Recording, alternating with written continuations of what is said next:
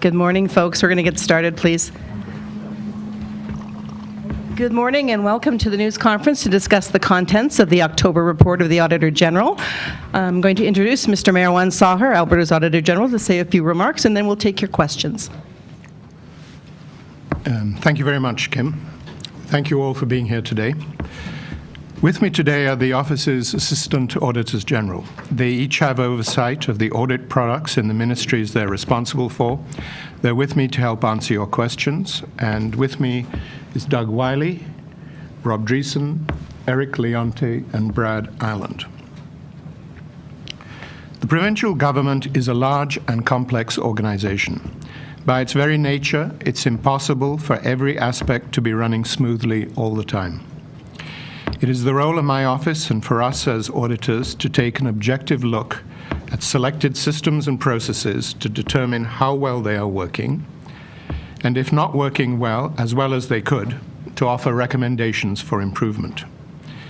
Now, some of you might be getting ready to ask me, what are the most important things in this report? Let me say our findings are always important to the entity whose affairs we have commented on. However, I will try to tell you what I think are the most important matters for Albertans to focus on. And I'll start with what is working well.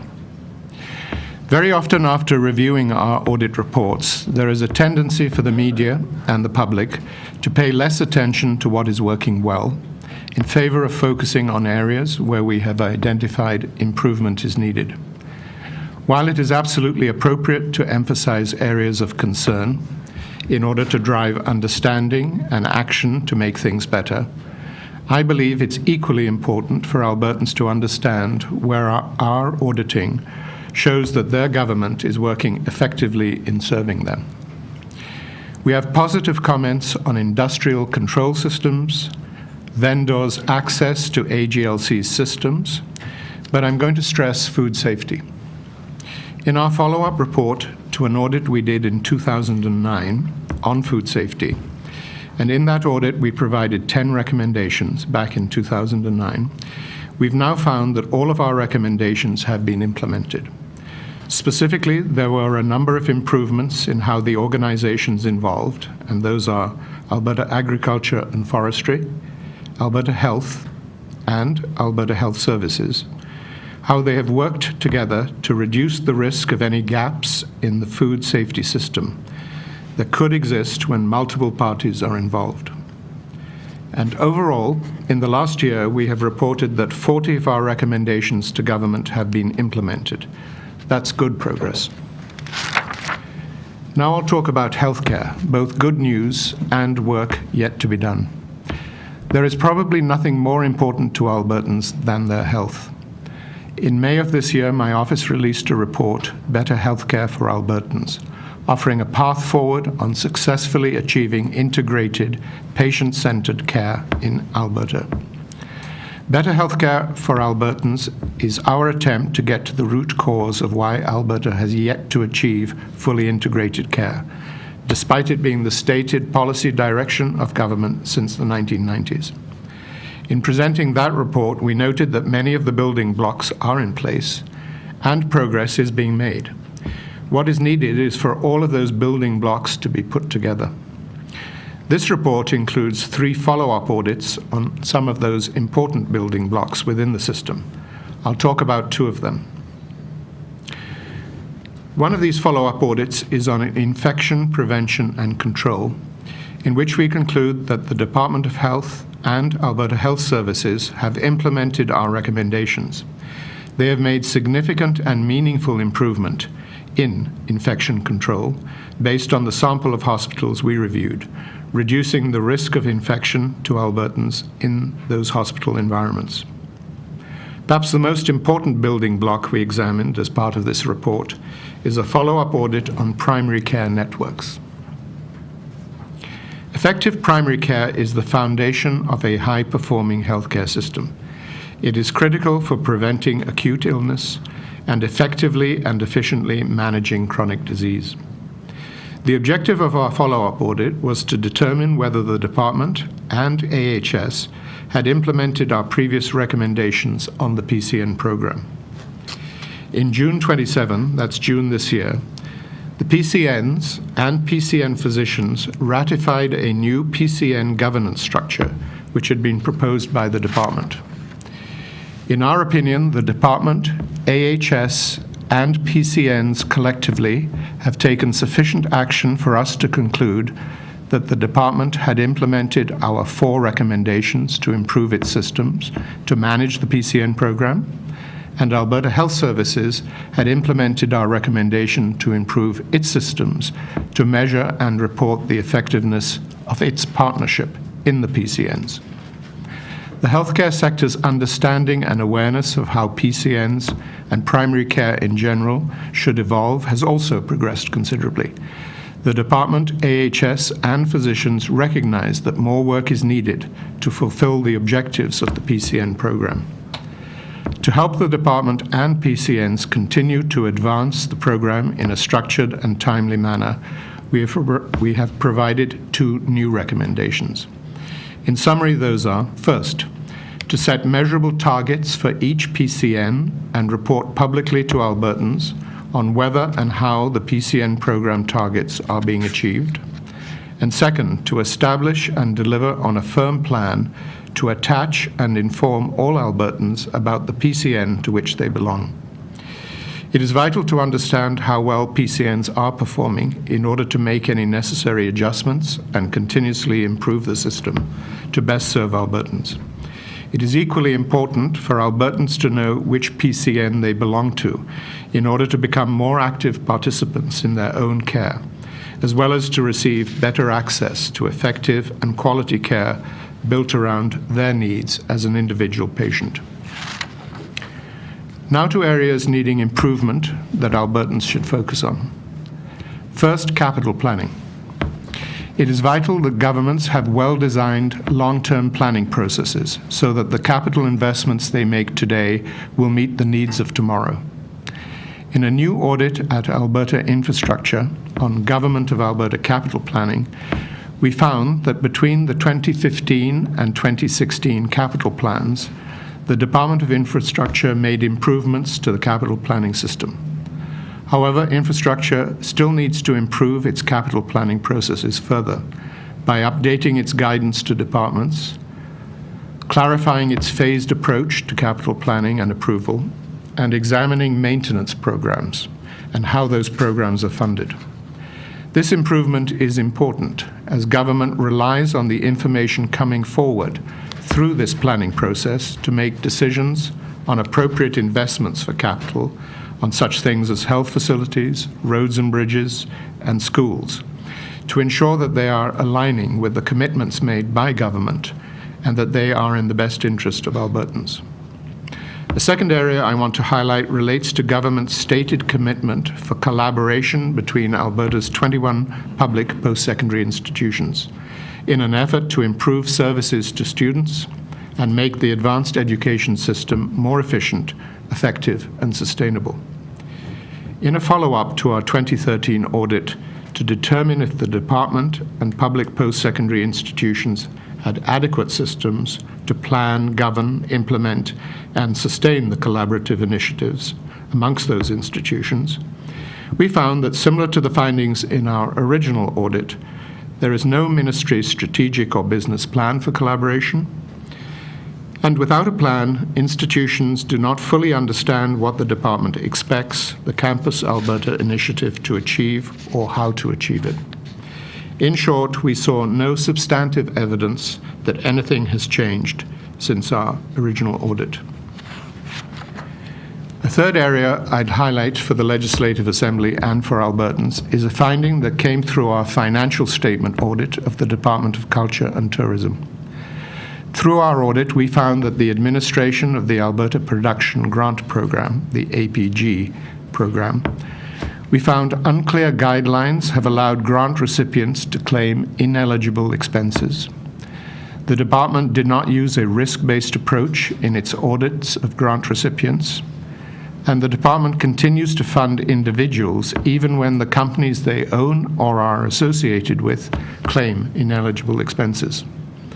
Without effective controls over the administration of this program, there is an increased risk to the viability of the program, and ultimately its ability to contribute to the economic diversification of the province.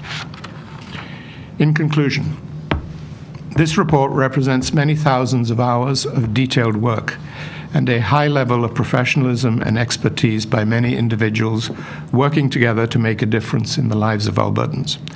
I want to publicly thank the staff of all government entities we worked with this year to complete the performance and financial statement audits included in this report. I want to also thank the members of the Provincial Audit Committee for their ongoing work to review our audit results and provide us with advice. I also want to thank the members of the Public Accounts Committee of Alberta.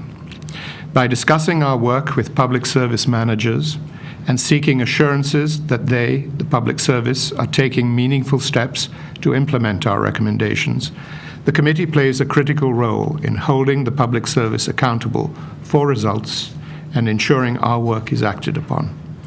And finally, I want to thank my office legislative auditors, my colleagues in the office, including our office staff, for their contributions. Now to your questions.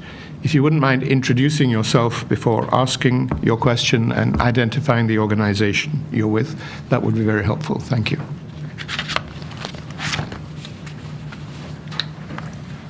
Dean with the Canadian Press. Can I just, you talked about the movie grant fund. And I see that you've actually been trying since 2016, or the department's been trying to clarify its guidelines, and but have still continued to reimburse those who are filing ineligible expenses. Did they give you any reason why they were doing that?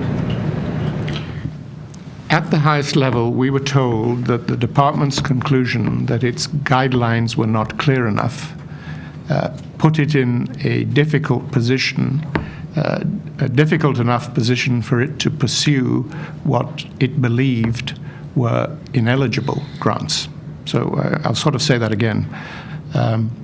Unclear guidelines, making it very difficult to engage with those to whom money had been provided, to state to them, we believe that your claim is ineligible.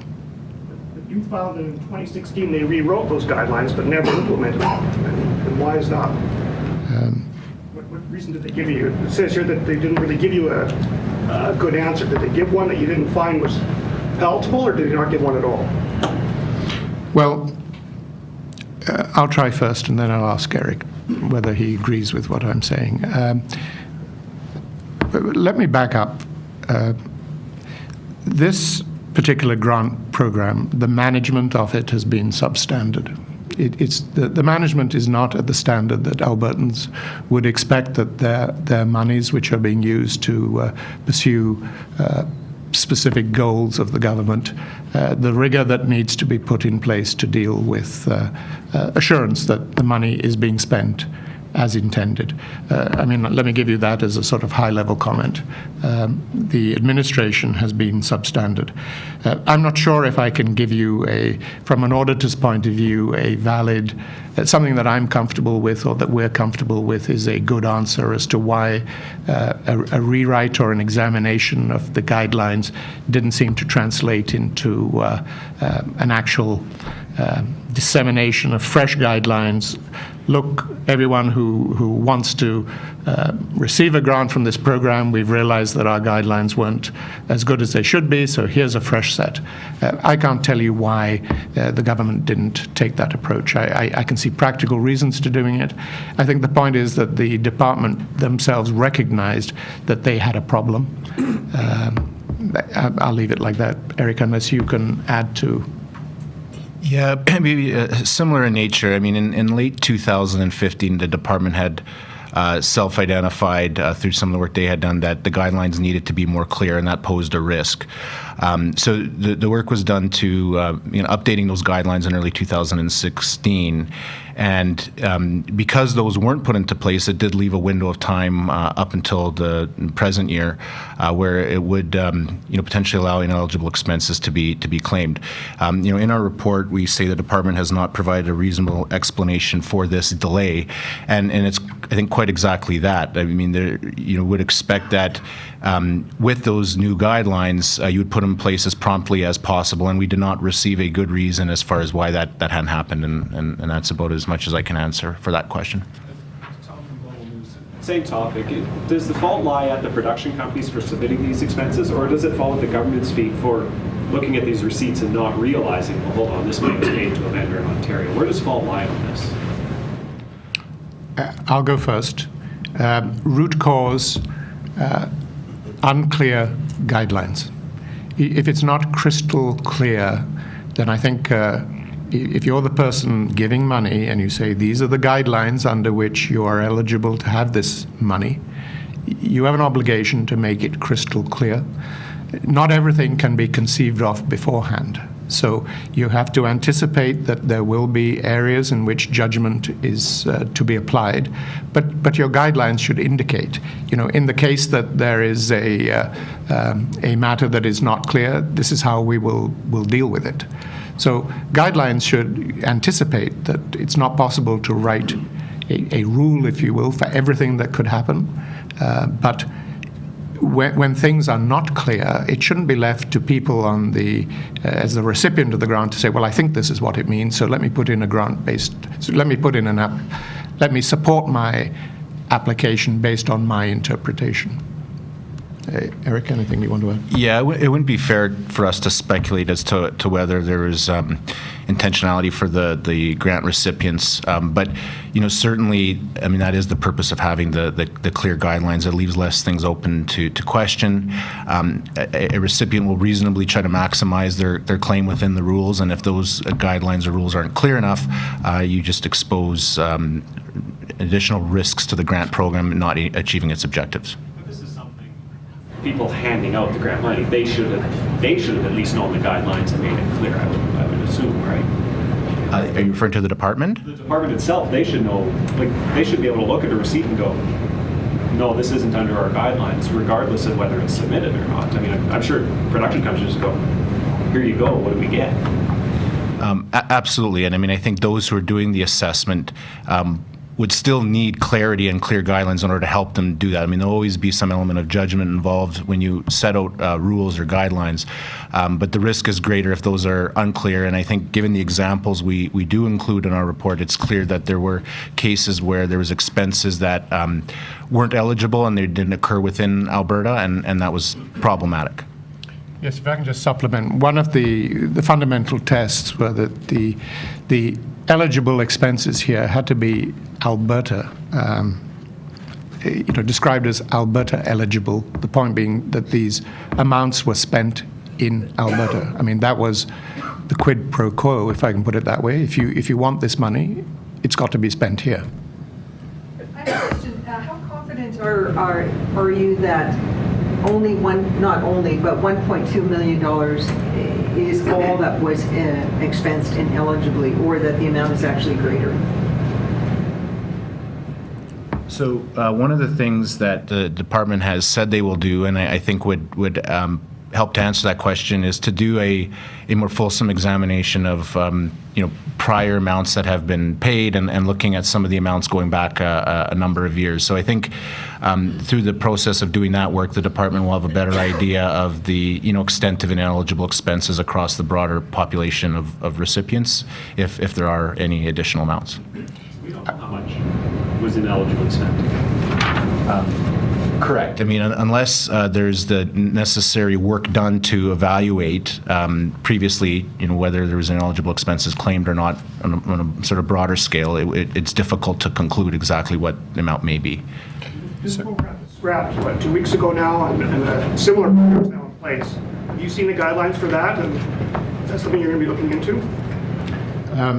No, we've not seen the new guidelines. I believe that there are new guidelines which will be made public shortly. Of course, we will, when we do our follow-up audit with respect to the recommendation that we've made, we will have to understand those guidelines and take a view on whether or not they are an improved set of guidelines that can be operationalized in terms of grant recipients. It's quite clear what's eligible, and those within the department and others who audit can also be clear. I mean, one test is if two different people look at a guideline, would they come to the same conclusion? So yes, I mean, we will make it part of our future work to ensure that this new program is managed with good guidelines, good risk-focused auditing to ensure compliance with the guidelines. And so really this, yes, we're focusing in on something that's not good, but the reason to focus in on it is what are the lessons learned that can be carried into the future to ensure that this situation is not replicated. Is it fair to say that the bulk of the ineligible expenses were hiring people out of province or purchasing goods and services out of the province? Eric, can you? So I don't have the direct numbers on that, but I think within the report we highlight a few examples.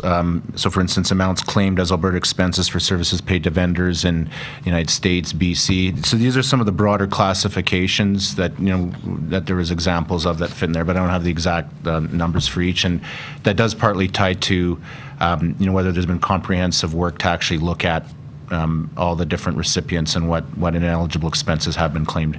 And there's also amounts that are still in dispute. So there's still a question as to whether those are actually in fact ineligible or not. So there's some question marks there as well. And I know you're not naming specific companies or people, but there is one case of a person paying themselves for 3 positions. Can you at least say what those positions were? Were they paying themselves as director, art designer, and costumer, and So I don't have the specific positions it was for, but I can say that it was related to what you'd expect to see in a film production.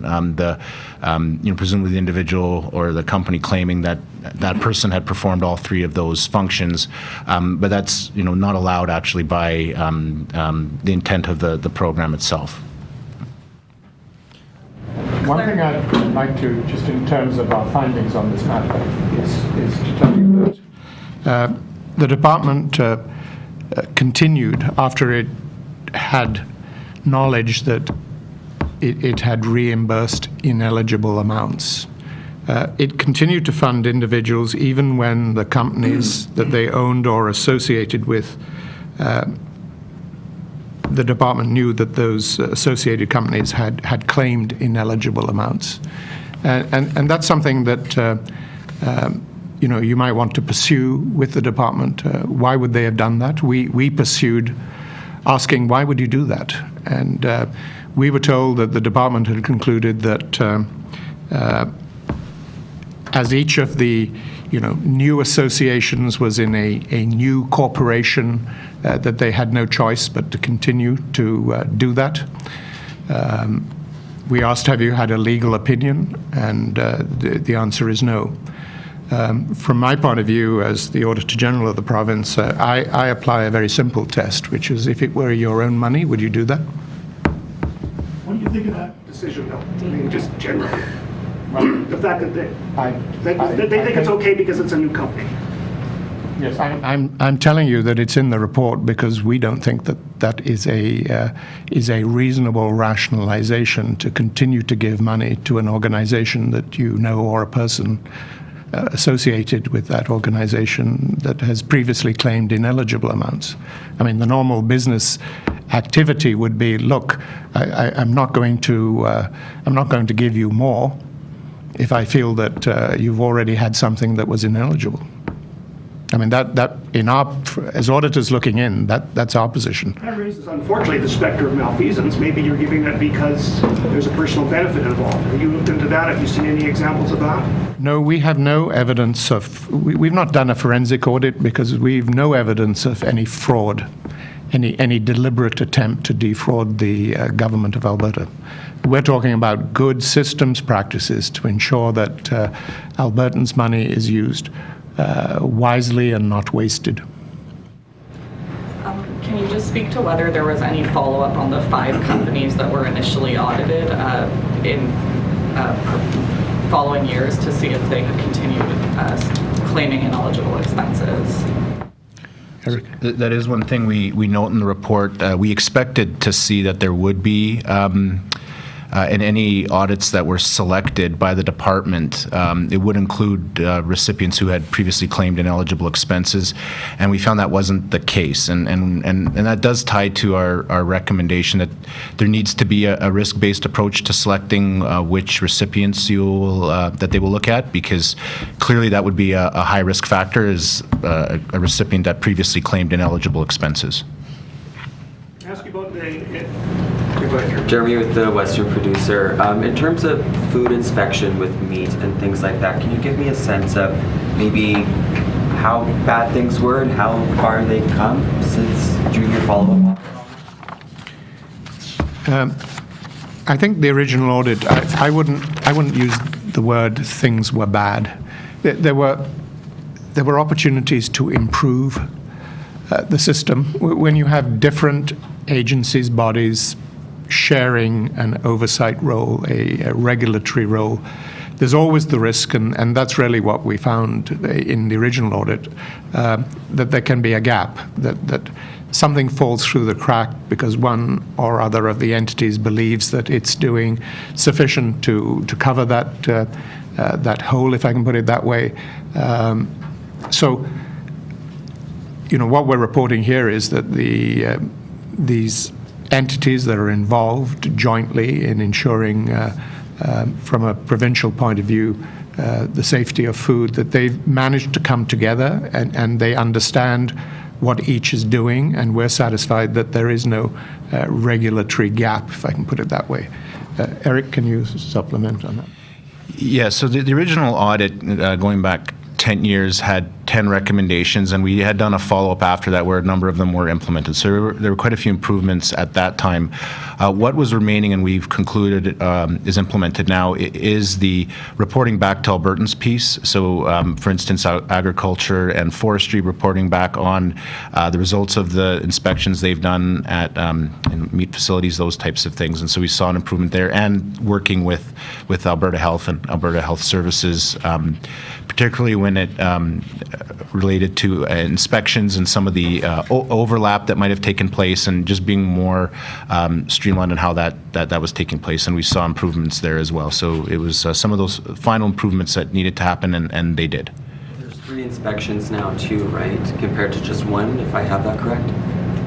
Well, from the sort of gate to plate perspective, you have agriculture and forestry at the front end doing the work related to slaughterhouses and abattoirs, and then as you go further down that chain, Alberta Health Services and responsible for preparation and sale of food products, those types of things. So the inspections done relate to the different responsibilities of the departments and what they need to do.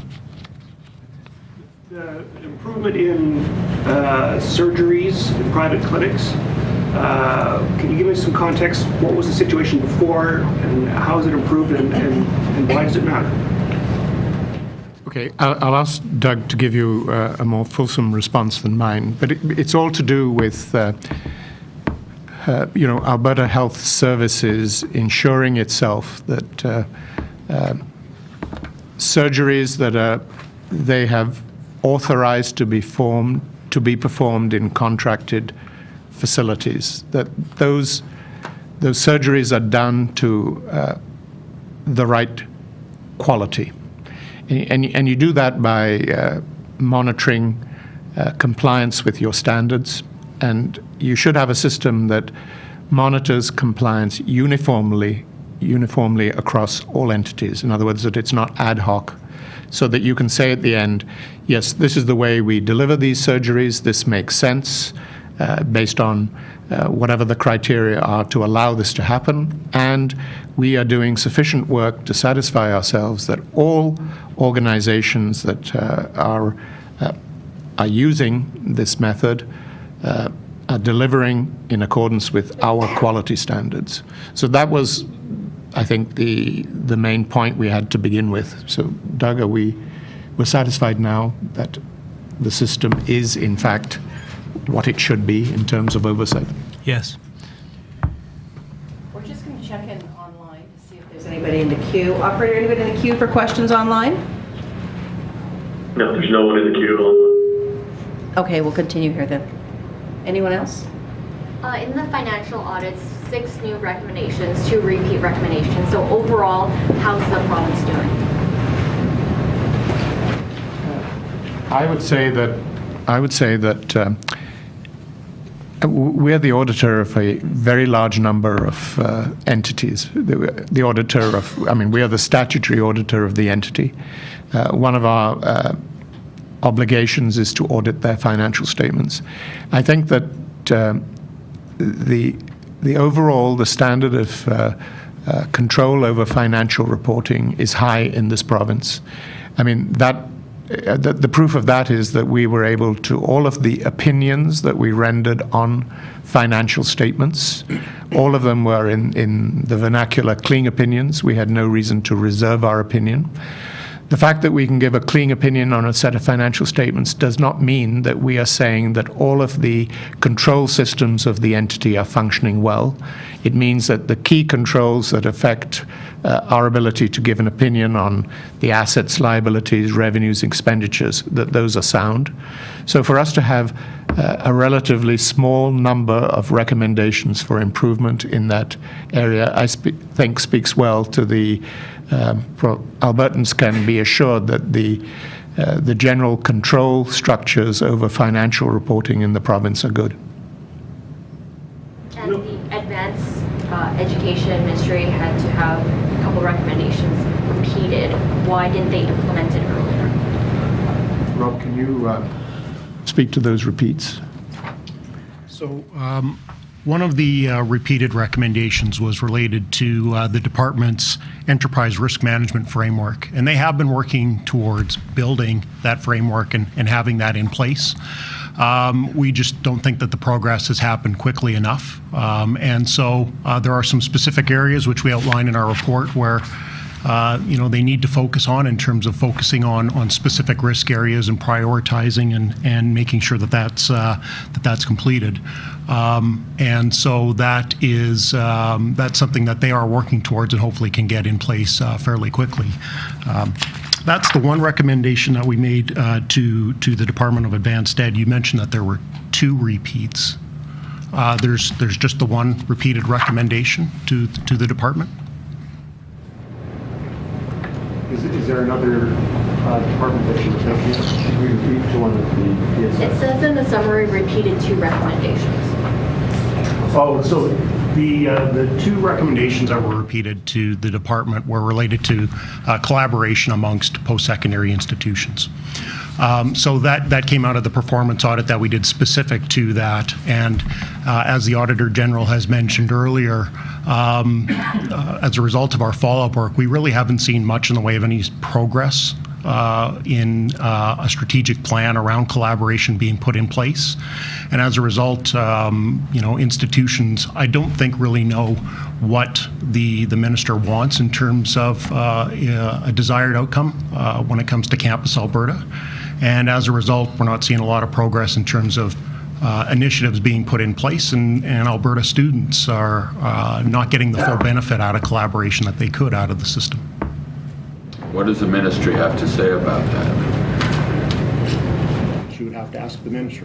But we do. Don't you communicate with the people Yes, at the highest levels? Yes, and we've recorded that. So, Rob, just tell the questioner about the reviews in progress. Yeah. So the department is currently in the process of completing 2 reviews. There is a review where they're looking at the funding allocation to post-secondary institutions and whether there's any tweaks that need to be made to that. And they're also, as part of the larger government review of agencies, boards, and commissions, that has a specific post-secondary institution element to it. And so, one of the reasons that was communicated to us around why a strategic plan isn't in place is that those 2 reviews might have an impact on how they approach collaboration and what sort of desired outcomes they would want to have. So our understanding is they plan on having those done later this fiscal year. And so, we'll be very interested in seeing what progresses when it relates to what they do on the collaboration side as a result of the results of those 2 reviews. Okay, one last call for questions, both on the phone and in the room. Having heard none, I thank you all for coming. Thank you.